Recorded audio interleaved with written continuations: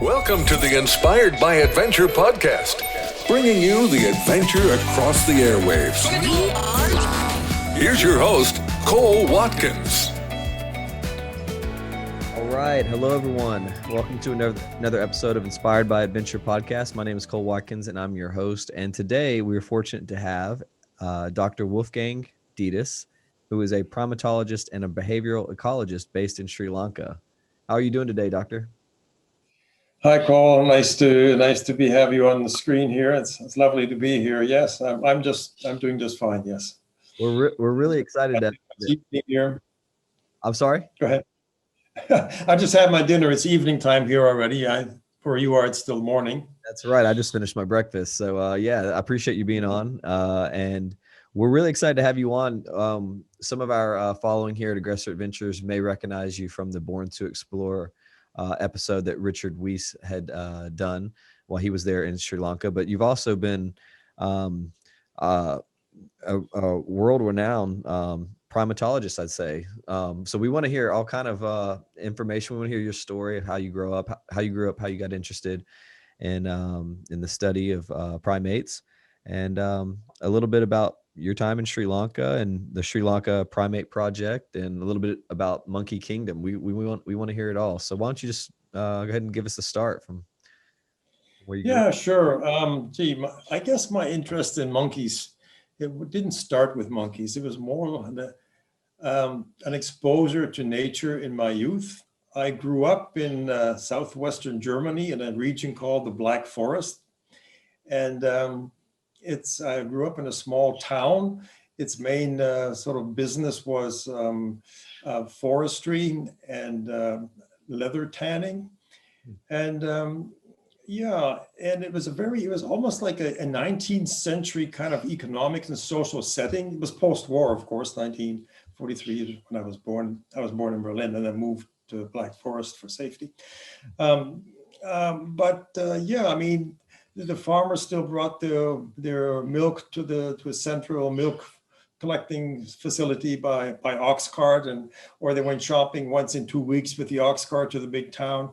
So it was a very, very kind of rural and self-sufficient also. I mean, the villages were self-sufficient. They had several bakers. They had the tannery. They had the shoemaker. They had the tailor and so forth.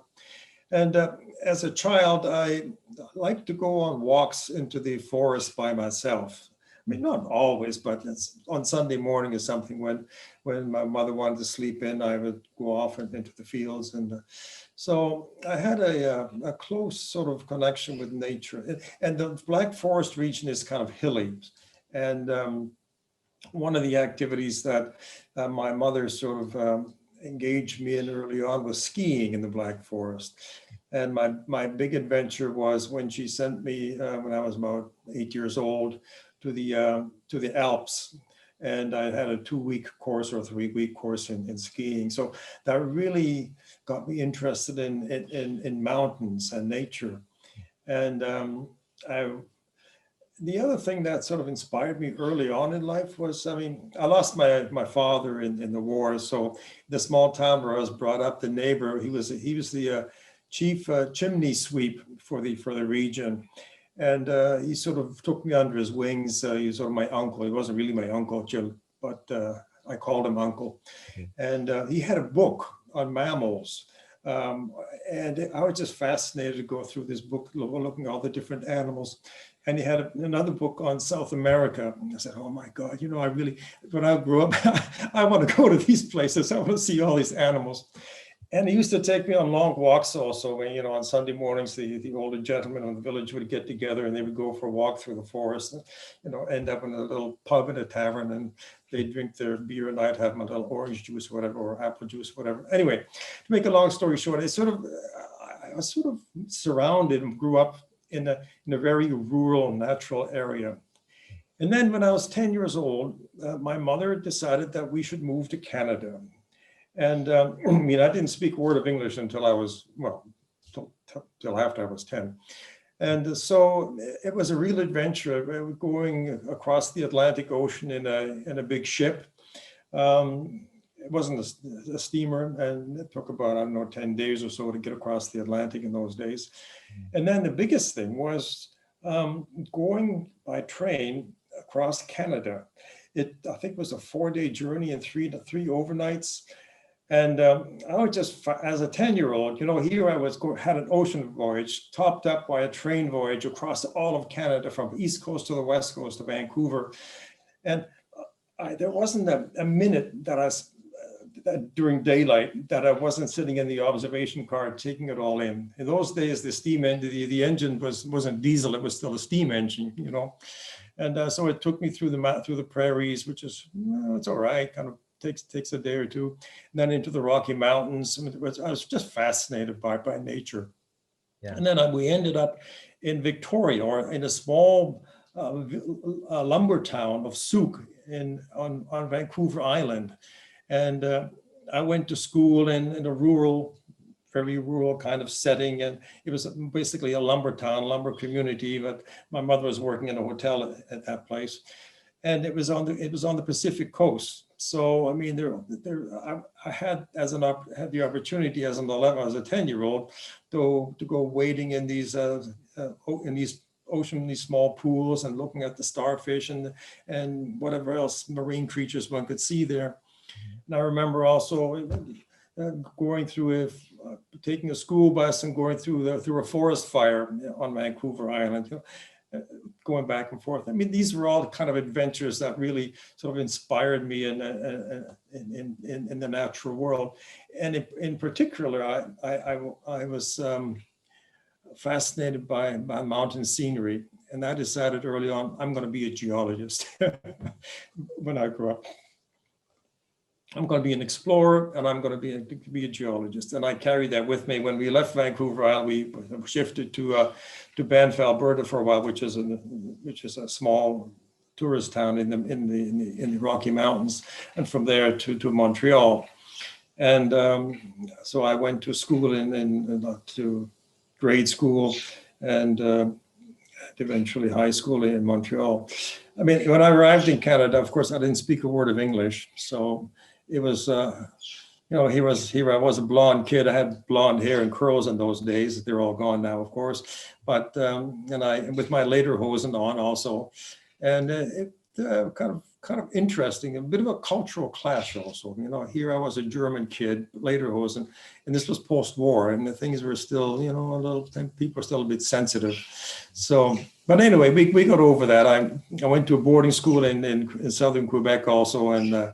That's you learn to adapt very quickly. You lose your German accent, otherwise, But with my handle, Wolfgang, of course, you never really can escape your ethnic. Not that I want to, my ethnic origins.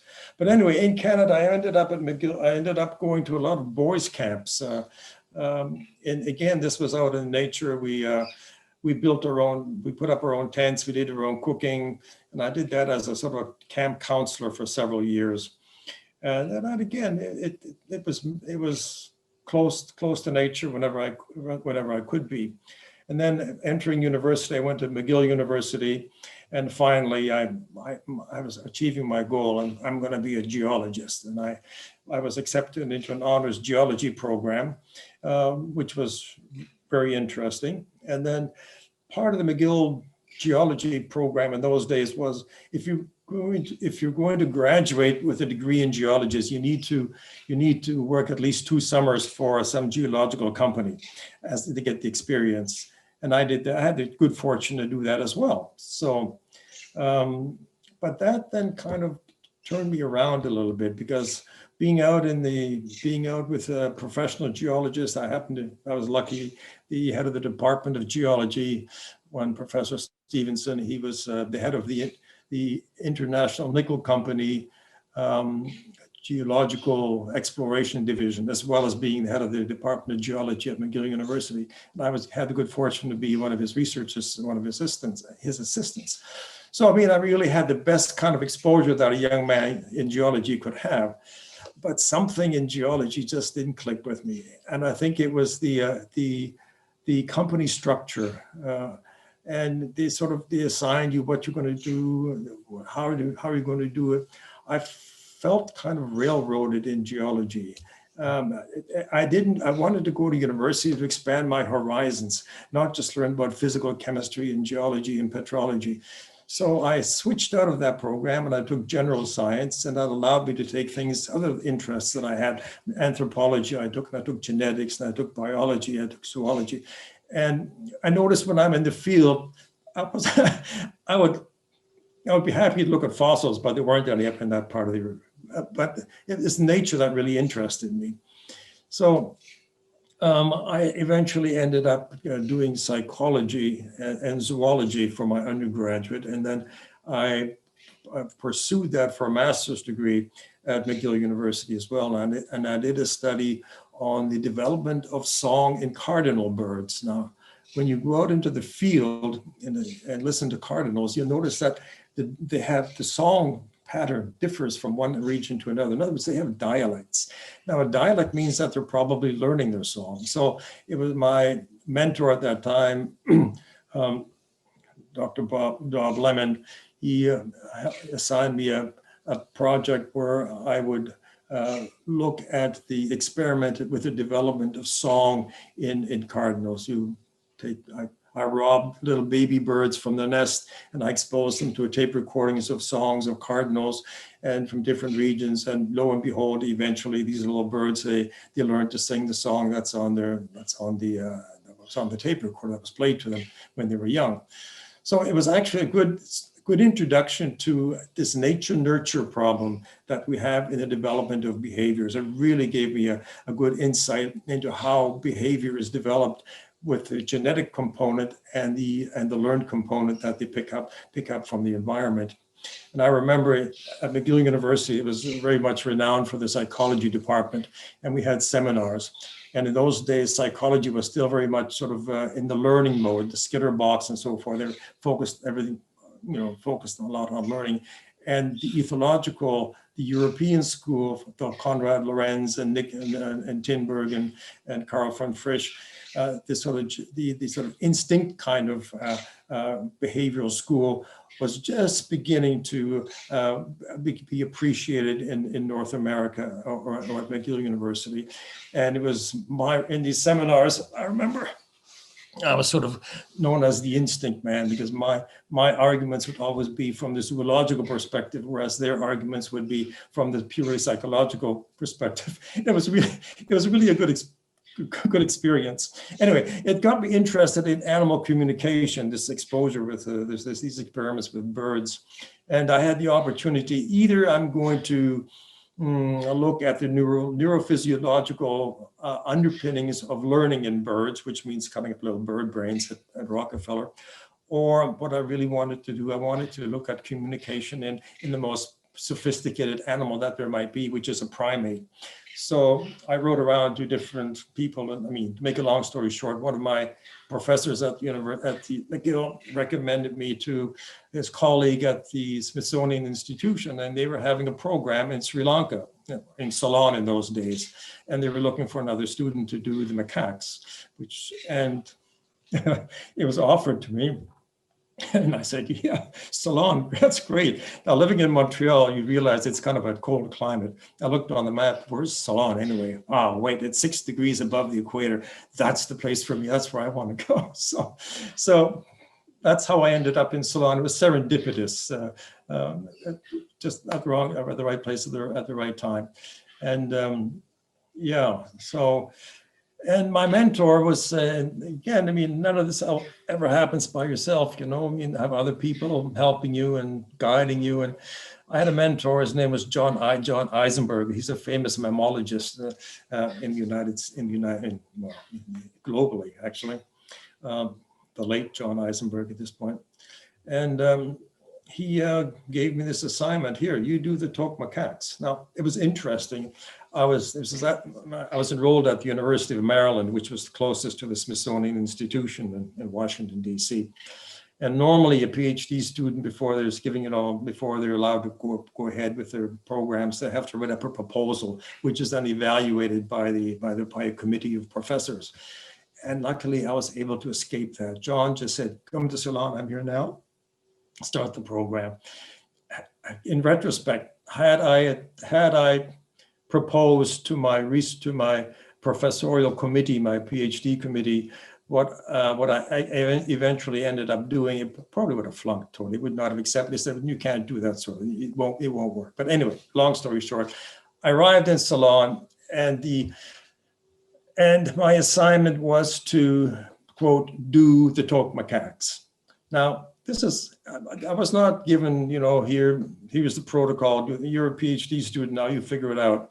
It was almost like a 19th century assignment. Here is the species, you do it. And what you do with it, I'll give you all the rope. You can go along with it, or you can hang yourself with it. So there were other people in the world who were studying macaques, and I feel like I have to do a good job on this one. So I ended up doing 3.5 years worth of field work on these macaques, which was unusual. Most graduate student projects in those days, in the 60s, they were 6 months, maybe a year at maximum, in India or in Africa or South America somewhere. And here I took 3.5 years, and I was able to take the 3.5 years because the funding from the Smithsonian was available. These were quote unquote PL 480 monies. The American government sells wheat or other services to a country like Sri Lanka, India, Pakistan, whatever, and they can repay the United States in the local currency. And what happened in this case is the US Embassy or the State Department had tons of Sri Lankan rupees, which were sitting there not being used. They could pay their embassy staff. So they invited the Smithsonian Institution to come in and study the elephants, do an elephant survey. Well, John, being a mammologist, he said, well, elephants very interesting. He actually studied rats for his PhD. But he had a broader perspective in mammalogy. He said, yeah, elephants are interesting, but we really want to do the primates as well. And the Sri Lankans said, primates? No way. And primates in Sri Lanka are they're considered like stray dogs or worse than that. They're not particularly fond, they're considered as pests. But so John said, well, okay, fine. No monkeys, no elephants. So the Sri Lankan government capitulated. Said, okay, fine, we'll tolerate you doing primates. So we started off as students being tolerated by the Sri Lankans doing the primate studies. And the money was there, and I took 3.5 years to do it. Eventually, I had to go back and write up my PhD thesis. But having 3.5 years of data and knowledge and close, intimate contact with these monkeys really gave me an insights into their behavior, which put me probably a little bit ahead of at the cutting edge of the science in primatology at that time. So I was able to come up with good grant proposals to do more research on these monkeys. Of course, what happens when you graduate from a university, people want you to go and be a professor at some university, teach in a university, and that's just not me. I didn't want to be confined to some classroom talking, sitting around committees and discussing when the lecture hours should start and all that. It's just not me. I went back to Sri Lanka with a National Geographic grant in 1975. This was. I left there in 72, came back in 75. And in the meantime, I had a research assistant whom I kept going in Sri Lanka, maintaining some observations. And I was just, at my field site, and I asked myself, would I rather be out here or would I rather be in some university teaching, in the teaching position? And there's just no question as to what I wanted to do. So I turned, that was rather a turning point, a rough decision to make, because you're basically giving up a relatively secure, potentially tenured university position for a career which is dependent upon getting research grants and doing good research, or get the research grants and do the research. But that's what I wanted to do. I found these monkeys so fascinating. And the questions that I had answered, had I sort of posed initially, they were coming up with some really interesting and unique answers, which was just intellectually stimulating and scientifically stimulating for me. So I returned to Sri Lanka, and I just built up a program with grants from the National Science Foundation, National Geographic Society. Even the German government managed to get some monies from them as well. So I sort of had to piece it together year by year, 2 years at a time, getting grant monies here and there, just to continue the research. Yeah. And the value of the research is that, we have. I'm sorry, I'm really going on here. Did you have It's fascinating, but I do have some questions right off the bat. For the people that don't know about the Toque macaques, can you tell us a little bit about that primate? What I know I want to get into it further down, but what was kind of like their scouting report when you were getting that assignment?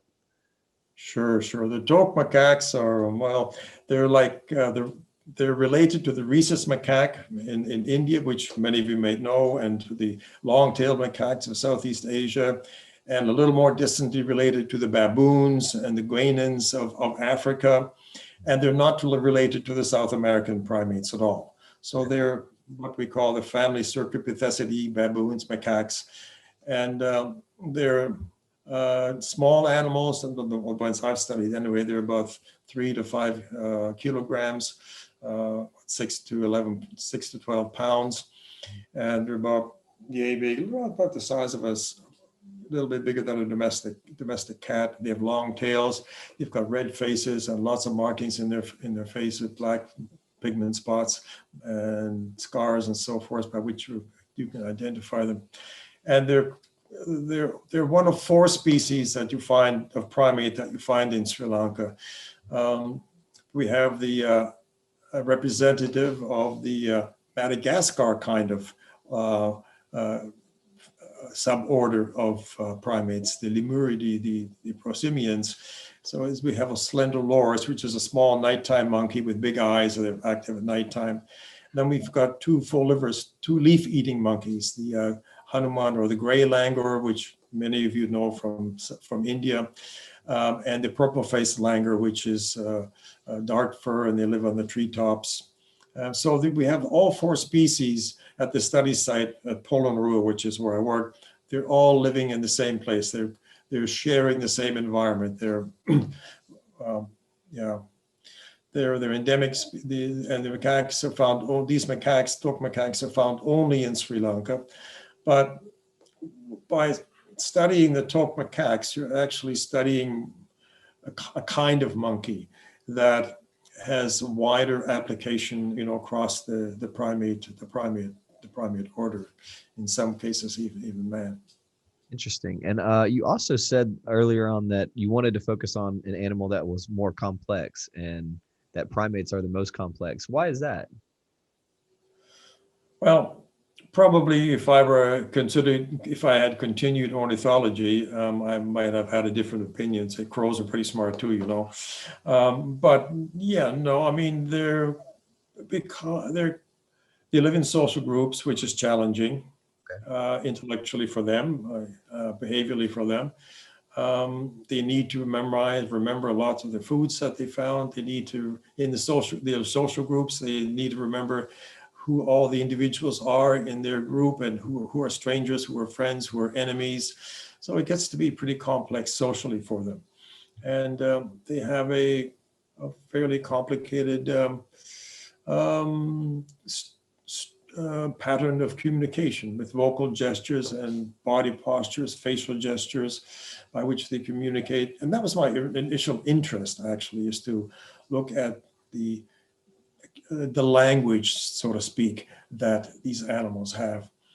But what happens when you're out in the field? Now you have to imagine, here I am coming out of Montreal, Canada, and I'm in the jungle of Polonnaruwa, and I enter a group of monkeys, and I'm supposed to study these things. And when you walk into a monkey group for the first time, number one, they run away. And number two, things are so complex. I mean, the things that you learn in school about communication theory, H prime value equals such and such a formula. That's how much information content there is in the signal.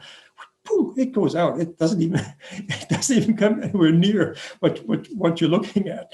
So you need to try to figure out, first of all, what they're communicating about, if you're interested in communication. And what you find is that they spend 90% or 80 to 90% of their waking hours looking for food. That's what occupies them. Wow. Okay, fine. So maybe they're talking about food or about the relationship to the food. So that means, well, I really ought to learn all the plants. Oh yes, I sort of did a study on the forest ecology, learning all the plants and how the forest actually behaves, because the forest is the stage or the environment in which these macaques behave. It's sort of like a Shakespearean play. It's not just the actors; you also have the surrounding, the context in which they operate, and you need to know that in order to make any sense of what their social behaviors and their communication behaviors are all about. So so I looked at, began to broaden my view, not just communication, because communication per se was just too narrow a focus. It doesn't really explain anything to me. What I need to know what their daily activities, what challenges them, what their predators are, how they react to predators, what foods what they feed, and so forth. Yeah.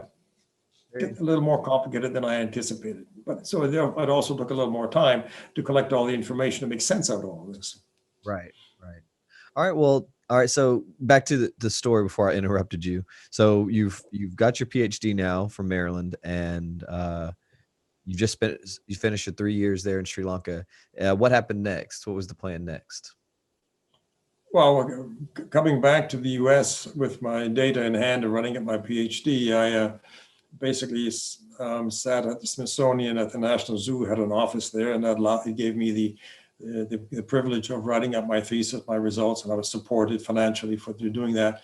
And I had a brief stint in Panama to look at howler monkeys and to work a little bit on sloths, which was interesting.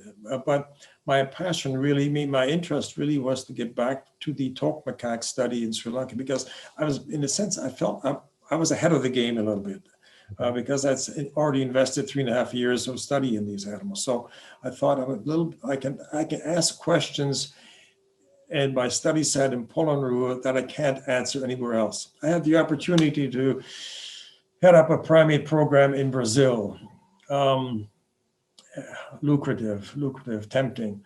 But it would have been an administrative position eventually, sitting around managing people, and it wouldn't have been so much being out in the field with monkeys and asking the interesting scientific questions.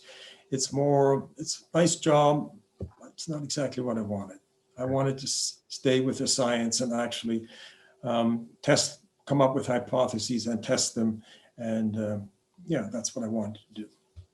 So did you wind up moving back to Sri Lanka then? Well, I wrote up grant proposals, and I finally got some money from the National Science Foundation and from the German equivalent of that. And that gave me enough money to start the program again in Sri Lanka in 1977. The problem that I encountered there is that the Sri Lankans, they weren't of equal mind as to what to do with me. I came in at a time of political, I wouldn't say turmoil, but during the election time, prior to the elections. And I was suspected at that time of coming in with money from the Americans, coming in with money from the Germans. I was suspected, I didn't know that at the time. I was just asked to leave the country, basically get out. Okay. And this was I just got married as well. My wife Anne was with me, and we were in Sri Lanka. Had all this research money. Finally, we can really go. Had the money from the Americans. I had to go. And the Sri Lanka said, "No way, you can't work here." That was rather a bit of a shock. But we managed to get around that, having friends here and there. And after the elections, after Mrs. Bandaranaike was defeated, she was sort of anti-Western in some ways. I managed to stay on. But there have been challenges like this along the way where the project or primatologists or foreign scientists weren't particularly welcome here. And they were asked to leave, and there were 3 incidents actually where we were asked to leave. We managed to surmount those and stay on. So it's not just a financial challenge of how to finance the research. It's also how to deal with it politically in a foreign country as a foreigner. So we managed somehow to overcome those obstacles. And, I like Sri Lanka. I like the food. I like the climate. Most of the time it gets very hot sometimes as well, but, and I like the people, I like the culture. Um, so, and I have a great, what I consider to be a great research project. It still keeps me going. And yeah, so Great. that's basically in a nutshell what I've been doing. Well, tell us a little bit about the Sri Lanka Primate Project. Well, the Sri Lanka Primate Project started with Suzanne Ripley, a sociologist out of Berkeley. And she was the first one here to study the gray langurs. She was here in 1963, I believe, and she went through the riots in 65. So we were always challenged by local political insurrections. And she then joined up with John Eisenberg, my mentor from the Smithsonian Institution, and 3 or 4 other primatologists, Claude Ladik and Annette Ladik, who had from the Museum Naturel in Paris. They had studied primates in Africa and in Panama. Then we had Ted Grand, an anatomist out of Oregon. He wanted to look at the locomotor behaviors in the primates.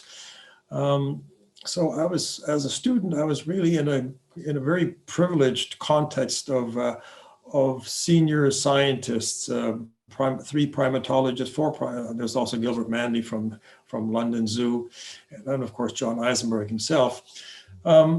And these were all good field biologists. And at the time, the Smithsonian Institution also had other projects going on here. The Flora of Ceylon project, which means they brought in specialists, botanists from all over the world to study, to update the taxonomy of local plant species.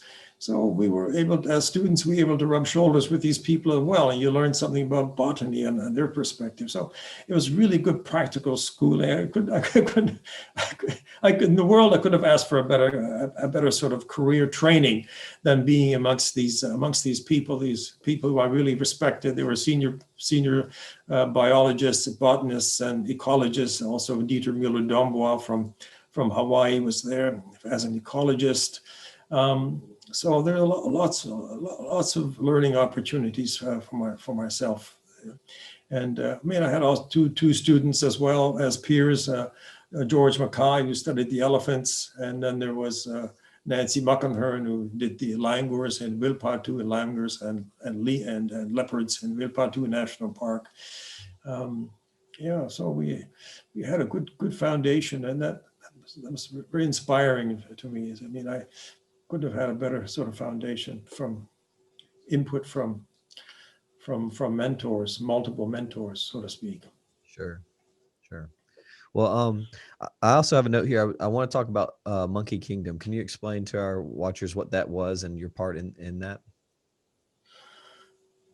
Well, the whole Monkey Kingdom thing started a lot earlier. It started actually with Marlon. You remember Marlon Perkins' Mutual of Omaha Wild Kingdom? Remember those programs on TV?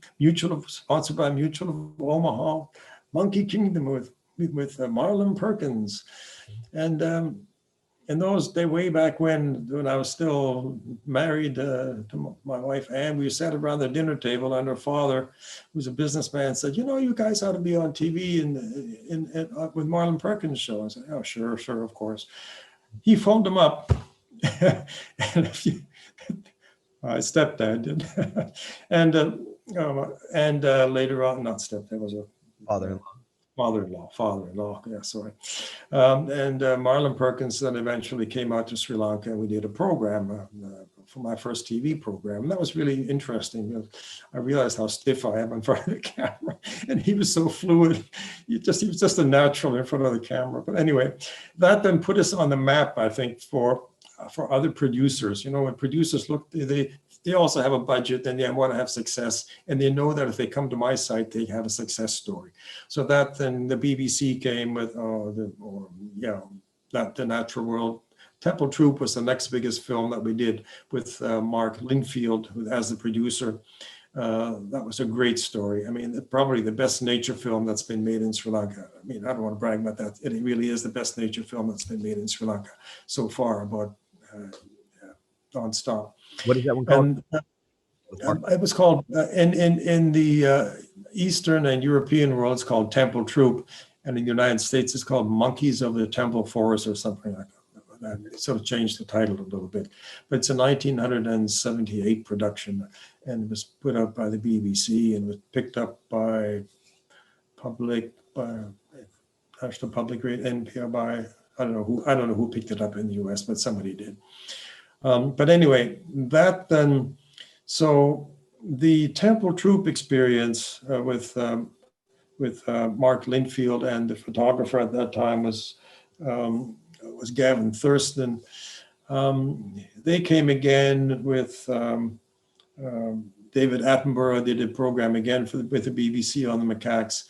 So the reputation for the site and the monkeys and our ability to help film producers sort of got enhanced, got progressively better. I mean, so far we've had about 40 different documentaries made, including the one that we made with Richard Weiss. But anyway, with that sort of portfolio in hand, then Disney approached Mark Linfield, or Mark Linfield, the producer, approached Disney for a production in Sri Lanka for the Monkey Kingdom, and Disney bid.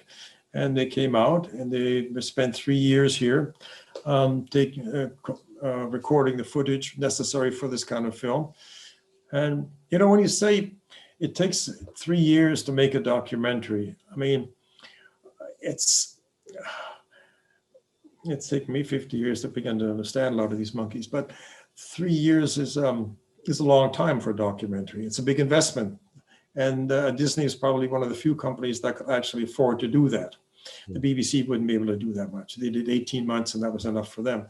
But you see, any filmmaker can come for a few days, 3 days, and they can film grooming, they film feeding, all that's there.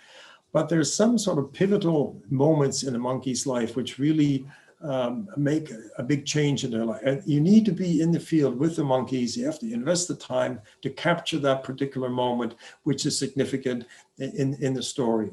And that's why it took such a long time to make Monkey Kingdom. Also, when you film, we weren't just filming any macaque monkey. They were focusing on specific individual characters, which means that you had to follow a specific monkey, and that monkey wasn't always in the right light. It didn't always have the correct social partners for the particular scene that you're trying to make. So it's a big investment. The other thing, I mean, the monkey that we focused on, her name is Maya in the film. That's her stage name. She was sort of, we had to select her because she was sort of young. She was still good looking.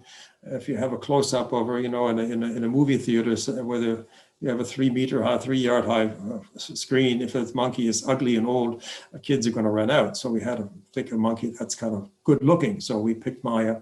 She was a reasonable, good character. She was habituated to us. We've been following her earlier. She knew us, so she wasn't shy with us or the camera. And you also need to have other characters to fill out the palette of this for the story. And they also took a risk. The filmmakers took a risk. Now, what happens if Maya happens to die one of these days? Then we invested all this footage, all this time, but so we always need to have a backup to Maya. Film it with Maya, and then film a similar sort of thing, whatever you can get with another monkey that can be substituted for Maya in case Maya happens to die anytime soon. So it was a major investment, and actually. Two of my, excuse me for a minute here. I'm going to ask these fellows to come up. Yeah, we'd love to meet them. Yeah. They were.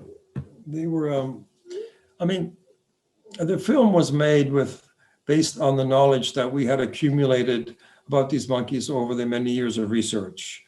I mean, that was one attraction. The other attraction was the site itself is nice. It's an archaeological reserve. It's sort of a Rudyard Kipling setting of Jungle Book, which is actually the original intended name of the film. You had the archaeological ruins of temples and palaces, you had the forests, and you had these lovely monkeys. You have water holes, you have streams. So it was a very lovely setting. And the other thing, of course, we knew so much about the monkeys, and the monkeys were habituated. I mean, habituated means that if we approached them with the camera, they don't run away. They were so used to us.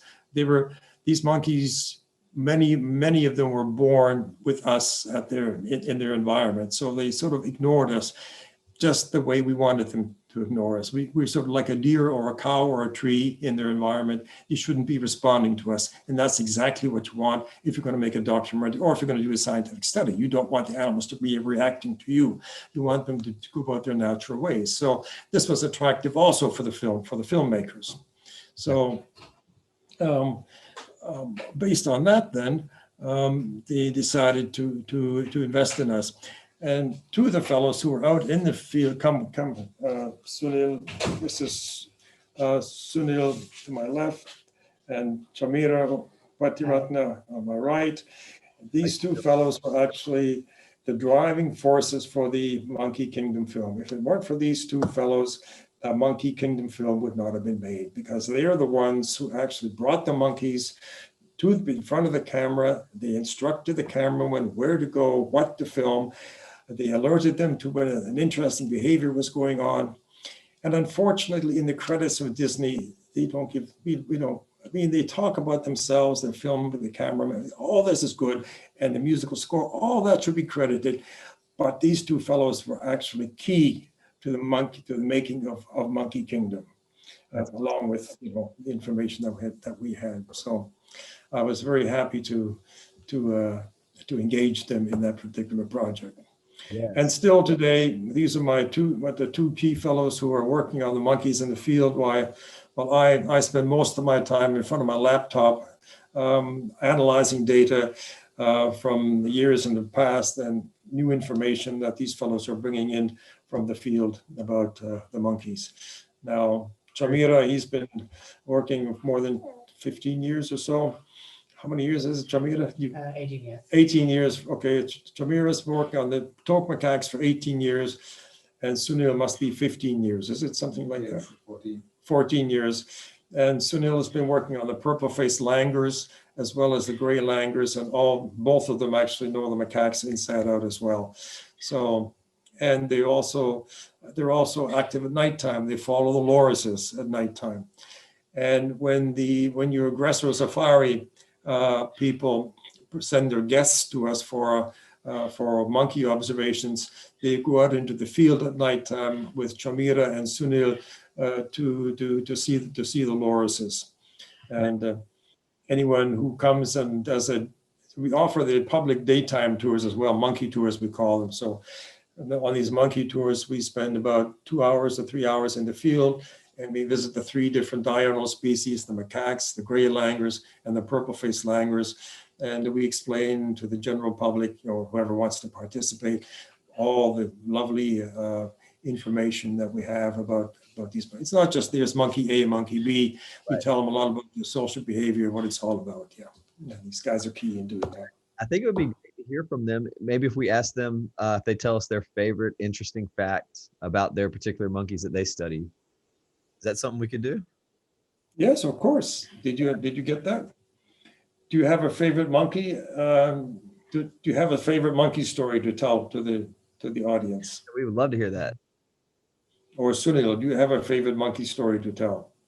They have many, but so they come to the shoulders or groom. It's kind of scary, but it's also kind of therapies, These wild monkeys in shoulders, they groom us, and so that is the first time I get experience in the field when I come to join the project. So that is remarkable for me.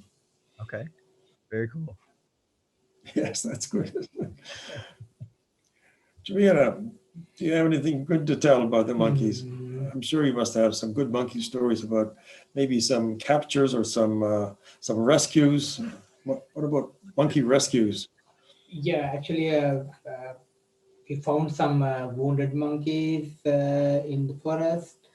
Then we treatment them and we release his own troops.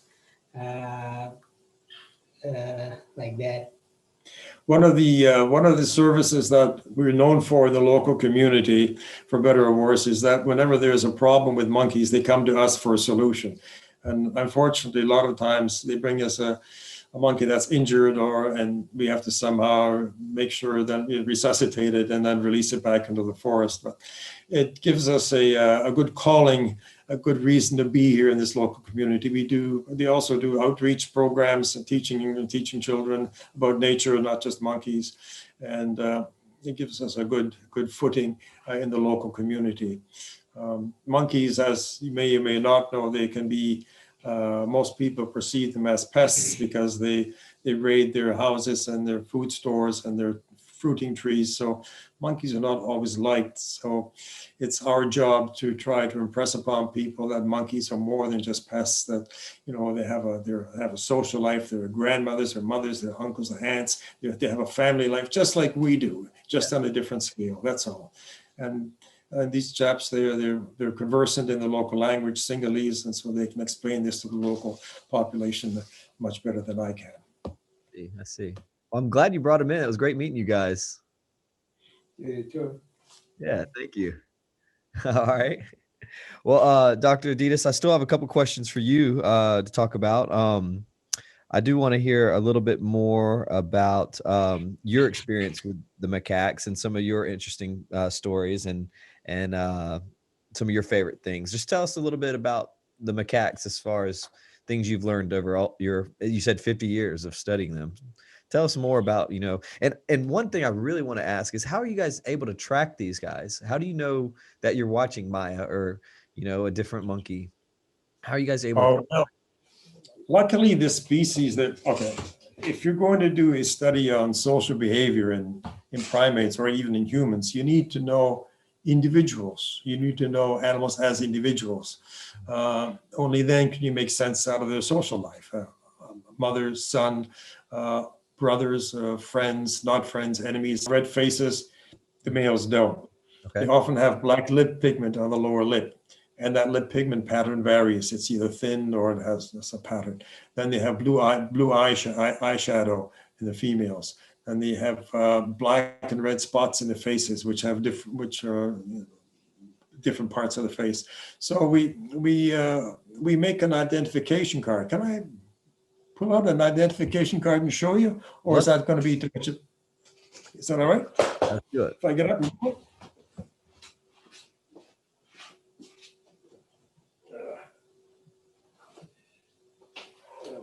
Yeah.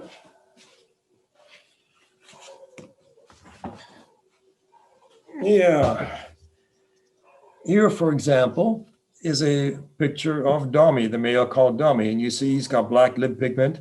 He's got red and black spots in the face. He's got a cut in the ear on the left ear up there. What else he's got? He's got a spot on the eyelid. Yeah. And they also have very variable hairdos. So, and then I have sort of developed a way of systematic at describing these variations. So once you make an ID card, once you go through a process of making an ID card like this, you actually commit the animal's looks to memory. And then you have the card as a backup, as an identification card as a backup. When you're doing these studies on social behaviors, you need to be able to recognize an animal instantly. You can't just say, "Oh my goodness, now who's that?" and pull out the card. And by that time, your behavior is over. You just need to be able. You need to memorize the looks of these animals immediately. And over the years, we've identified over 5,000 individuals, but that sounds like it is a huge number, but that's not what you're confronted with when you start. I mean, the group is about 15 animals or 18 animals, Okay. 2 of which are adult males, 4 of which are adult females. So it narrows it down. So at any one day, at any one point in time, you're confronted with maybe 15 to 30 animals, and you can, they differ in age and size and gender. And you learn to tell them apart very quickly. Like a school teacher going to class for the first time, they all look, by the end of the day, the teacher knows all the individuals by sight. Yeah. And we don't even need these cards anymore, because when you look at a monkey, there's something happens to the human brain. The whole gestalt sort of forms a memory for that particular individual. So And once you get to know the individuals, then you can begin to ask questions as to, do they have favorite grooming partners? What's the relationship between grooming partners? Or are they biased against certain individuals in their feeding competition? What we found out very early on in this study, which was sort of really surprising to me, and I couldn't make sense out of it for the longest time, is that the group structure really seemed to be odd in the study groups that I've found. Amongst the adults, there's more females than males always, because growth differences. Amongst the juveniles, it should be, because the sex ratio at birth is 1 male to 1 female. So you expect amongst the youngsters to be 50-50 ratio, but there isn't. A lot of these groups, they had a dearth of females. There are a lot more young juvenile males than there were juvenile females. And in my first group, I said, this is odd, I'm going to go to another group where there's more balance. The next group had the same problem. I went to 3, 4, 5 groups, and the problem was consistent. Said, hey, there's something going on here. So I did an entire population survey. Yes, indeed, juvenile females and infant females consistently were fewer in numbers than the males, which means actually that they're dying off at a greater rate than the males are, than their male peers are. And why would that be? Well, it's because the alpha, these animals really, their survivorship depends upon access to food resources. And the food resources are very, very limiting. If you look at the population structure over many years, the number of animals in a group goes up and down seasonally. But over a long period of time, during the birth season, the number of animals increases, then there's a die-off, numbers decrease, next birth season up and down. It's up and down. But if you look across the average, across many years, it's steady. It's a zero population growth. Now, that really is odd. Zero population growth means that for every individual that's alive, it replaces itself in the population, but only one of its own offspring. Now, a female might have a mother, for example, she may give birth to 6 or 7 or 8 infants, but on the average, only one of those survives. Now, how is it determined which one of these survives? Well, in a macaque society, it's very structured, hierarchically structured. You've got the queen, or the highest ranking female, so to speak, and she has priority of access to all resources. If she wants to eat something, she wants to sit somewhere, she goes there, takes it, and the subordinates all run away.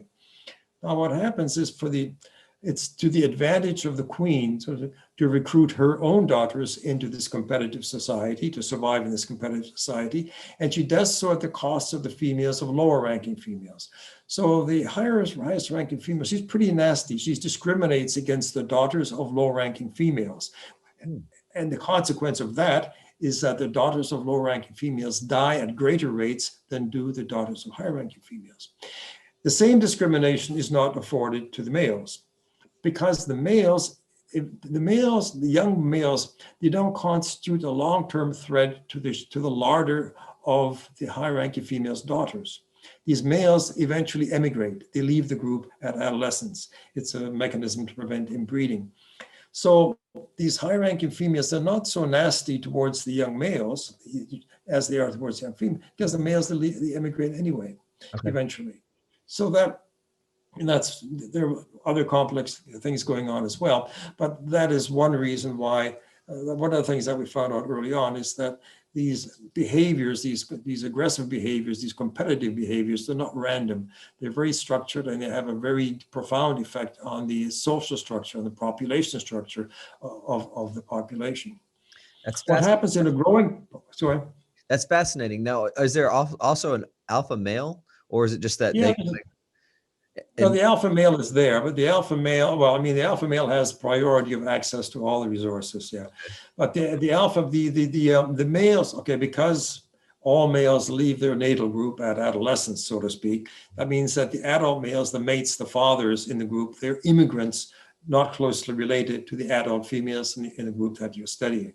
So, and their main concern, they take food from anybody. They're dominant. They exploit others for food as well.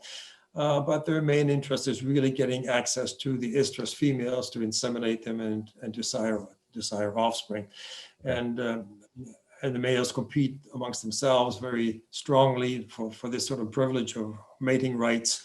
And they have serious battles. They have long canine teeth, about an inch long or inch and a half long, 2.5 centimeters, and they act like they're daggers, for their weapons for slashing the muscles of competing males and maybe even killing them.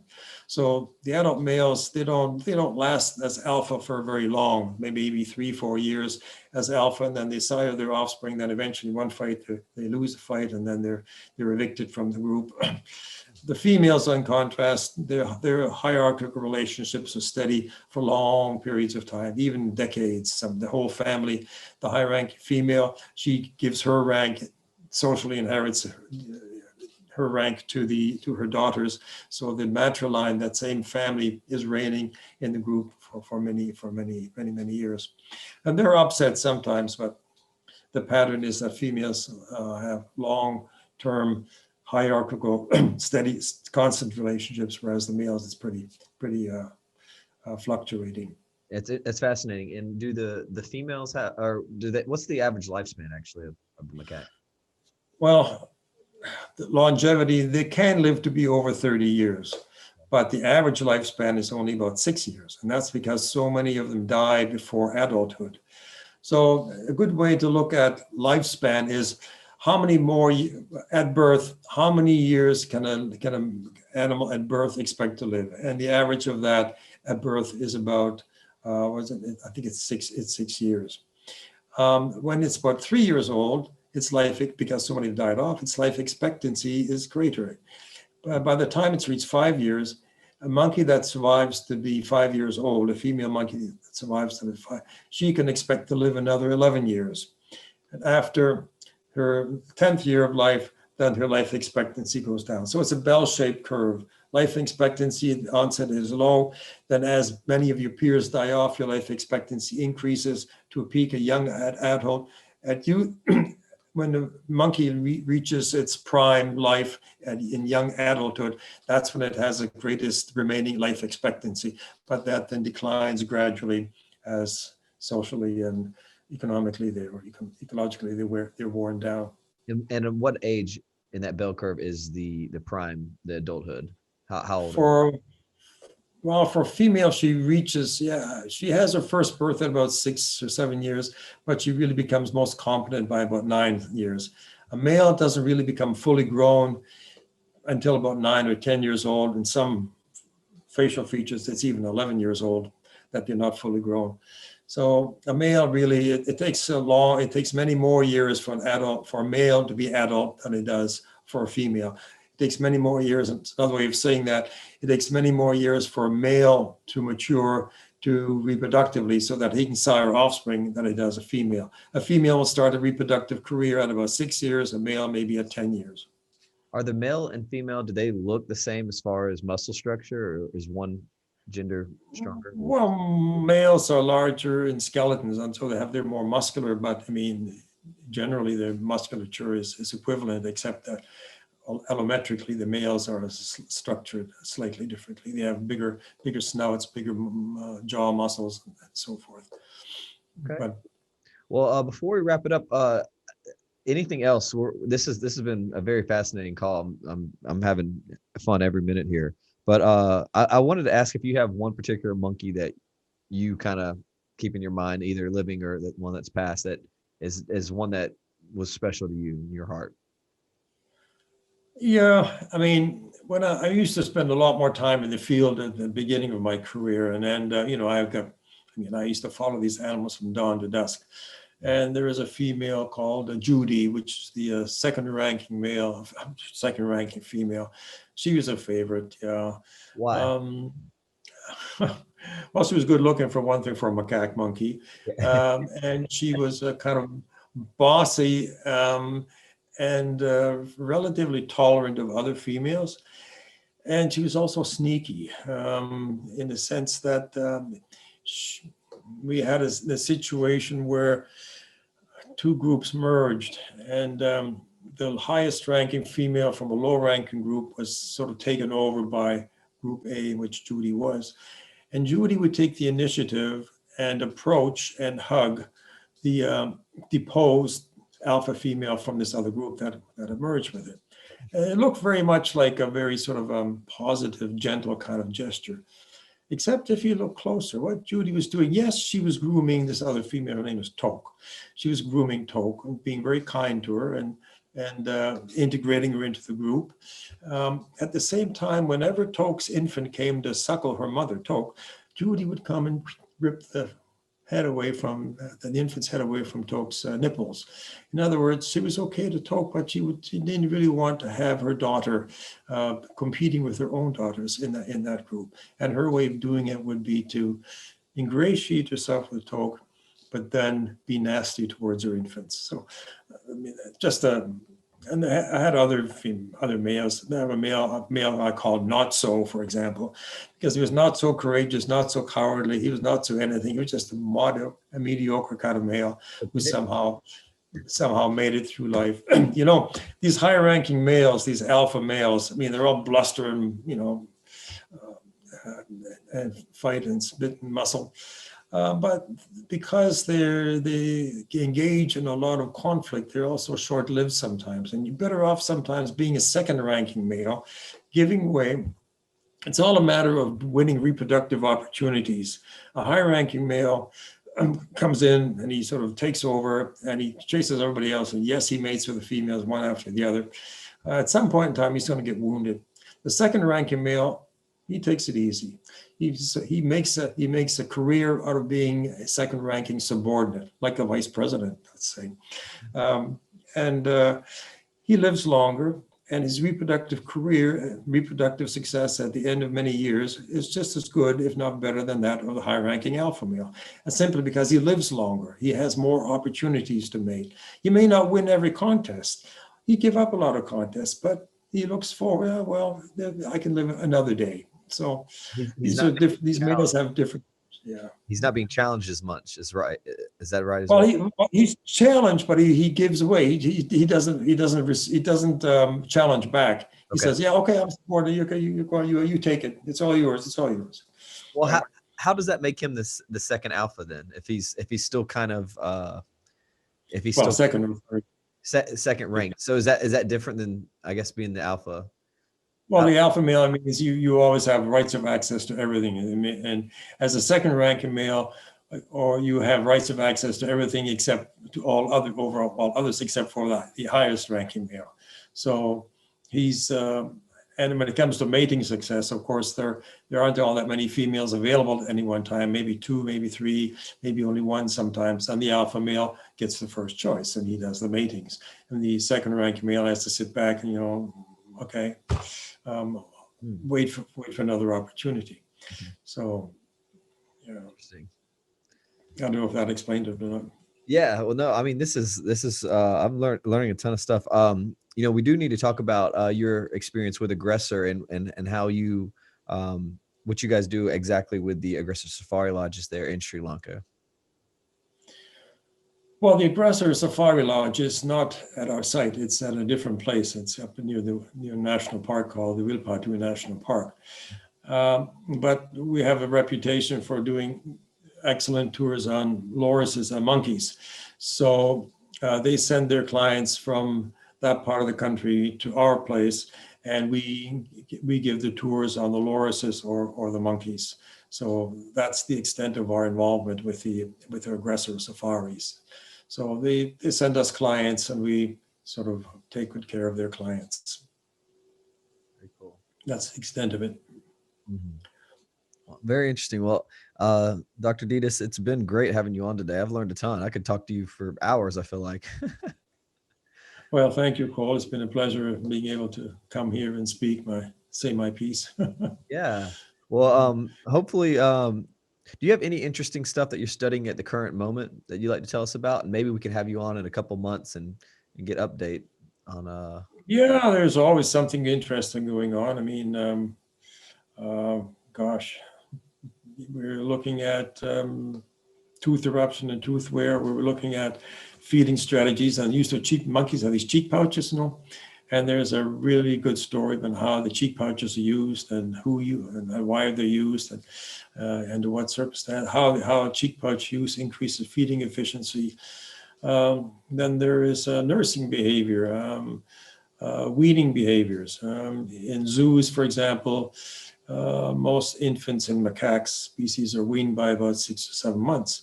But out here in the field where the environment is a lot harsher, mothers continue nursing their offspring till they're about 10, 11, 12, sometimes 18 months, which is 2 to 3 times longer than happens in zoos. And there are all sorts of interesting strategies that the females use under the conditions of the field, where things are a little tougher than they are in captive settings.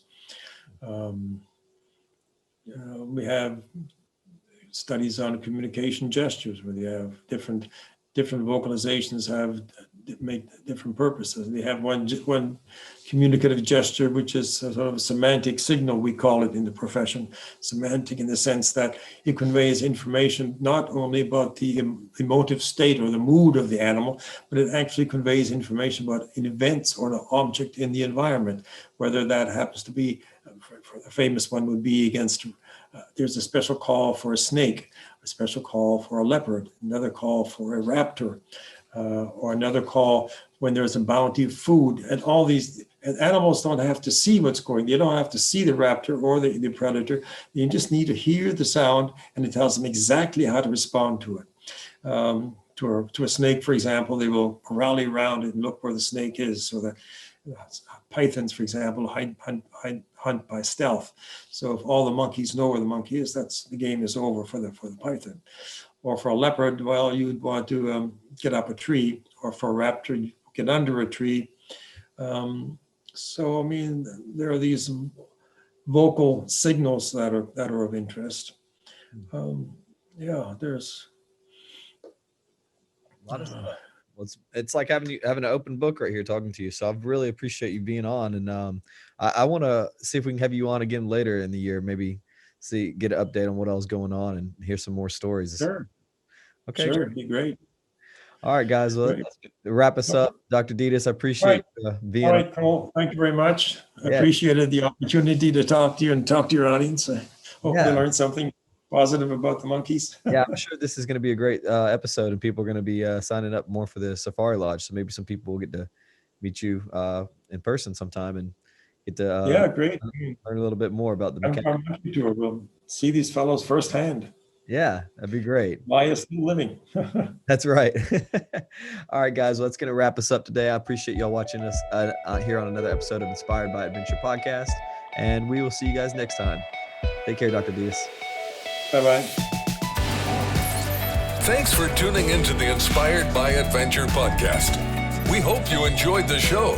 If you haven't already, please subscribe through iTunes, Spotify, or wherever you listen to podcasts. See you next time.